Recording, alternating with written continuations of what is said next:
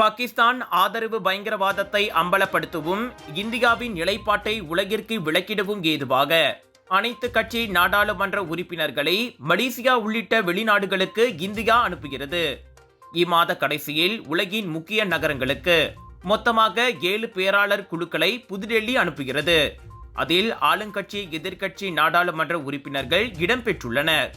பாகிஸ்தான் மீதான இந்தியாவின் அண்மைய ஆபரேஷன் சிந்தூர் ராணுவ நடவடிக்கை குறித்து பங்காளி நாடுகளுக்கு விளக்குவதும் பயங்கரவாதத்திற்கு எதிரான இந்திய தேசத்தின் ஒருமித்த நிலைப்பாட்டை மறு உறுதிப்படுத்துவதுமே அப்பயணத்தின் நோக்கமாகும். அவ்வகையில் மலேசியா, இந்தோனேசியா, சிங்கப்பூர், ஜப்பான், தென்கொரியா ஆகிய நாடுகளுக்கு 7 பேரடங்கிய நாடாளுமன்ற உறுப்பினர்கள் குழு பயணமாகிறது. சஞ்சய் குமார் ஜா அக்குழுவுக்கு தலைமையேற்கிறார். அமெரிக்கா, பிரேசில் உள்ளிட்ட நாடுகளுக்கான பயணத்திற்கு பிரபல அரச தந்திரியும் காங்கிரஸ் கட்சியின் மூத்த நாடாளுமன்ற உறுப்பினருமான டாக்டர் சசி தரூர் தலைமையேற்கிறார். தமிழகத்தை சேர்ந்த திமுக நாடாளுமன்ற உறுப்பினர் கனிமொழி கருணாநிதி தலைமையிலான குழு ரஷ்யா, ஸ்பெயின் உள்ளிட்ட நாடுகளுக்கு பயணமாகிறது. இந்தியாவை போன்று பாகிஸ்தானும் உலக நாடுகளுக்கு பேராளர் குழுக்களை அனுப்ப முடிவு செய்துள்ளது.